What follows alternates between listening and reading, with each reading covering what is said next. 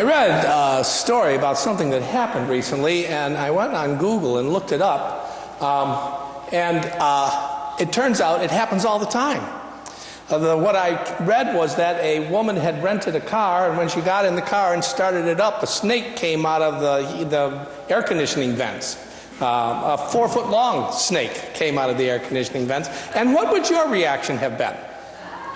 Yes. All right, I can't imagine there wouldn't have been anybody here who didn't go, whoa, at least that much, you know. Some of you would have immediately jumped out of the car while it was moving, right? Yeah. Karen, is that you? Yeah, okay. Because for some reason, whatever it is, a lot of people are afraid of snakes. We just are, and there's not much you can do about it. If you're one of those people that are afraid of snakes, you're probably going to continue to be afraid of them the rest of your life. Some of the things we are afraid of are legitimate fears. You know, in Maine, snakes aren't anything to be afraid of, but in Texas they might be. Certainly in Australia, where my son lives, they are. Sometimes we are just afraid of other things that are somewhat more general, like letting someone down or being afraid of being wrong.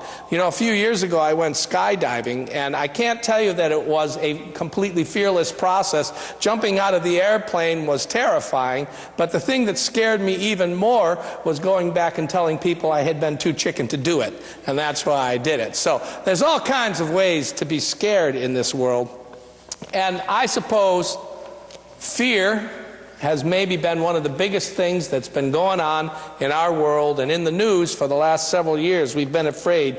The word terror has probably been used in the news more than anything else over the last several years. We've been intensely involved in a fearful process, fear that we will be randomly selected, randomly attacked. And sometimes the news process is about making people afraid. Sometimes it is that the purpose of people who are in the news is to create fear so that they can sell papers and airtime for commercials and get people to go to their websites by raising the fear level sometimes. If we took all of the news that comes to us through the internet, through printed materials, through television, if we took all of the news that we get and we removed all of the items that made people afraid, how much would be left? Here'd be your Sunday newspaper right here, yeah. Because it's just part of what we're doing now in society, part of what we're doing to ourselves. Fear has its advantages. Fear has things that it can accomplish. Oh, let me get back to that. The Romans used the idea of crucifixion as a means of executing particularly dangerous criminals, mostly people who they felt were danger to the state of Rome itself. And they used crucifixion for two reasons, one of which was it was just an awful way to die, and they wanted to really make people suffer. So it could take 2, 3, 4 days to die slowly of suffocation through crucifixion. And that's part of why they used it, but that's not the primary reason that the Romans used crucifixion. They did it because they wanted to strike fear in the people that they were trying to control. The Romans wanted people to be afraid of them. They felt it would help them control people who were afraid. And so when Jesus was executed by crucifixion, they put a sign over his head that said, "Jesus of Nazareth, the King of the Jews." And some of the leaders of the Jewish people came and said, don't put that. Put up there that his crime was that he said he was the King of the Jews. But Pilate didn't want to change it. The governor didn't want to change it. And the reason he didn't want to change it was because of this. He wanted people to understand what he was saying, that this is what we Romans do to Jewish kings. He wanted to terrify the people of Jerusalem, not just execute a criminal. He wanted people to be afraid, and the reason he wanted them to be afraid was because you can use fear to control people. Now, there are two classic responses to fear. You've heard this, right? This is one of them, right? One of the ways we respond to fear is we fight. There is no doubt about it. Sometimes when people are afraid, they want to fight. They want to get back. If you don't believe that, just watch the news again today. You'll see it. When you get scared, your body starts to prepare you to go into battle. It does all kinds of things. Your hands get cold when you are scared because your body is withdrawing the blood from your extremities in case you get injured. That wants to be able to conserve the blood for your core. Have you ever done this? Have you ever lashed out at someone else when you were scared? Have you ever been afraid of someone and taken it out on someone else or on them? It's a very common and natural reaction. When we are frightened by someone, we want to fight. We want to prepare to get in there and do battle. And the other, what's the second response to fear? Flight, yes. That was the one I was particularly good at when I was growing up in a tough neighborhood. I was not big enough or tough enough or strong enough to fight, but I was very quick and very small to get into good places to escape from. So my primary response to fear was to run away. It works good for me. And your body also, when you get scared, it also prepares you for this. Your heart starts pumping real fast. Your breathing gets deeper because it is preparing you to take off, to go, and get away as fast as you can. Where are our runners? Who are the people that run away when they're scared? Besides me. Okay. Do we have fighters here? I think it's a less common response. Okay, there are people here who fight back when they're scared. Both of those are responses, but there's a third response that doesn't get as much attention, and I think it is this. It is the freeze. That people freeze when they're frightened. Now, I probably shouldn't have done this, but one night I let my kids sit down with me and watch that movie, The Shining. You remember The Shining? Here's Johnny! And that's what after the movie was over and I had snuck up the stairs to where my son was talking to my wife, I just stuck my head around the corner and said, "Here's Johnny," not realizing the effect it was going to have. And I can remember my son standing in the middle of the room just doing this, his feet going up and down, but he couldn't move, he couldn't say anything, he couldn't do anything, but just he was paralyzed by fear. And he got me back, I want you to know. A few weeks later, I had fallen asleep on the couch, and he came over to where I was, and he went, "Wake up!" And I don't know what I was dreaming about, but whatever he did fit right into that, and I woke up screaming like a little girl. I was screaming as loud as I could, and I couldn't stop screaming, which, of course, frightened him back again. It was a hilarious sight, my wife says, the two of us, me laying down, him standing there, and both of us big-eyed and terrified.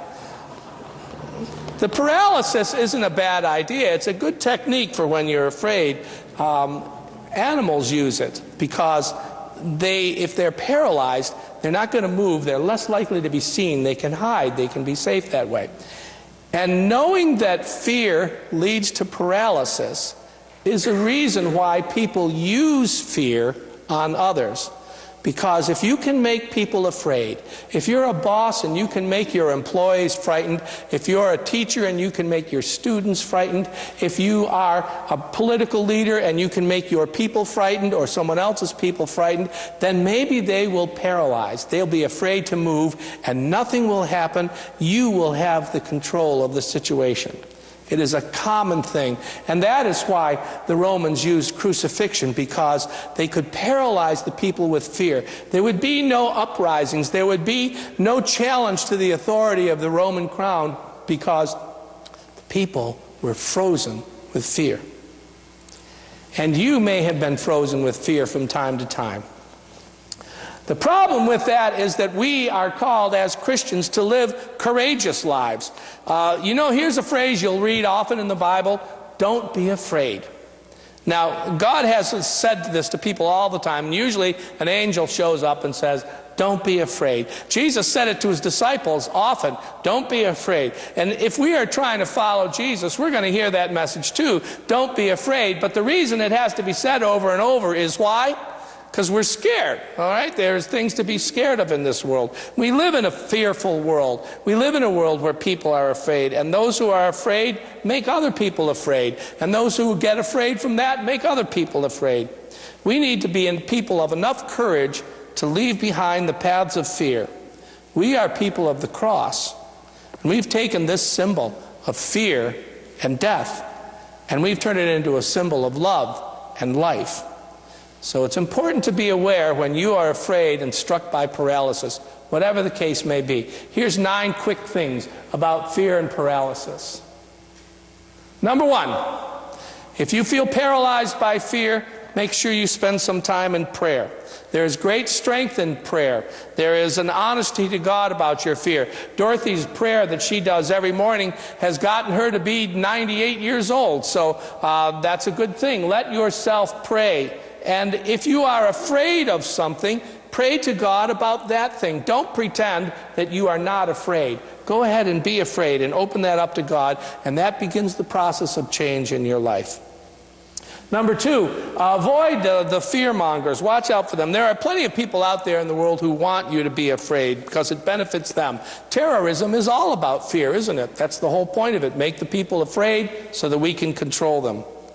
So don't let people make you afraid. Watch out for it in the media and other places where that is what the goal is to frighten you, to make you worried, to make you scared. Remember that these scenes that we're seeing about the storms in the south, down in Texas and in Puerto Rico and other places, remember what they are showing you on the news is the worst places. They're not showing you the parts where things are okay, where people were not damaged as much. Now, this is a very severe storm, and we need to be aware of that. But keep that in mind. When you watch the news, they're going to show you what's worst out there. Don't let them make you afraid. And if you're going to avoid the fear-mongers, then the next thing to do is, let me take that back. To remember that fear magnifies. You remember the Wizard of Oz? Remember the Wizard of Oz? What was he trying to do to Dorothy and the others? He wanted to scare them, right? He wanted to scare them, but he wasn't actually frightening. He was just another little man behind the curtain, after all.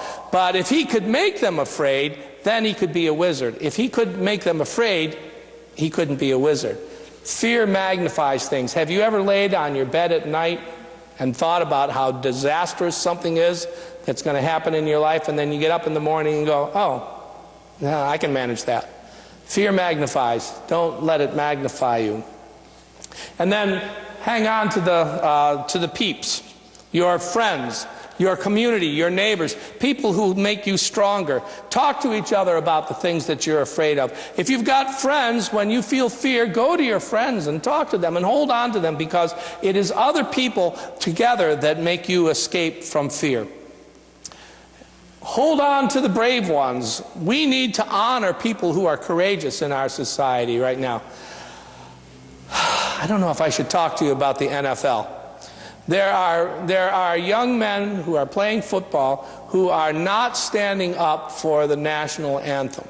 Now, I don't know what you think about that, and I don't think I need to tell you what I think about that. I just want you to remember that these are not people who are doing this without concern. These are courageous people who are trying to make a point. Whether they're right or wrong, they're trying to make a point, and we need to honor their courage and think about that, about what they're doing. No pain, no gain, right? It might be hard, whatever it is that is ahead for you in your life. It may be a difficult thing. You've got to do it. Getting over beyond our fear can be tough, but you don't have to avoid it just because it's hurtful. Don't let yourself be paralyzed by the fear of pain. And don't fear God. Now, doesn't the Bible say that all the time? Right? Haven't you heard that? It says, you shall fear the Lord your God. That's just not a good word for it. You should honor the Lord your God. You should respect God. You should understand that God's perspective on the world is different than yours. You need to do that. But God is not trying to kill you. Do you remember the man in the booth that gave me the good person test? He said this to me: well, if you've done wrong, shouldn't God punish you for that?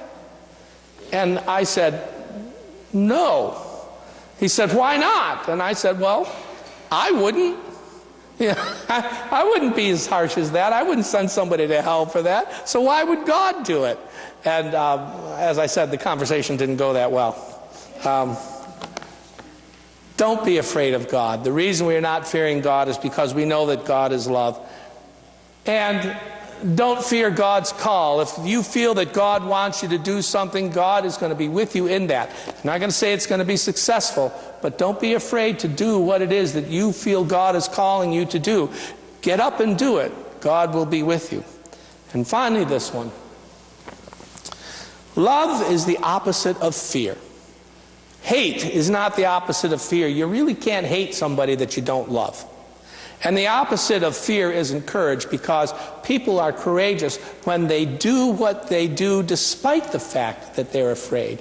The opposite of love is fear. And the opposite of fear is love. And it says in the Bible, there just is no fear in love.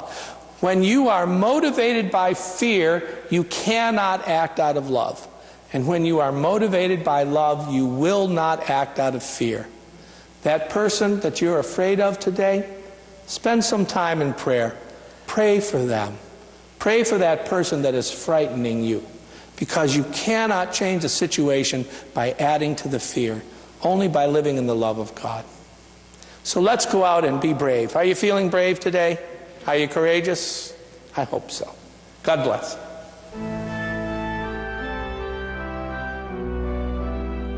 You've been listening to a sermon by Reverend Stephen Carnahan, pastor of High Street Congregational Church in Auburn, Maine. If you feel inspired by what you hear, we invite you to join us in person for worship services every Sunday morning, beginning at 10 o'clock. Of course, you can always listen to Steve's sermons on the web. New sermons are posted every Monday by midday. Please take a moment to explore this website for more information about our church, or visit our Facebook page at High Street Congregational Church, UCC. We hope that God's presence will be known to you every hour of every day, and that God's blessings will rest upon you now and always. See you next week.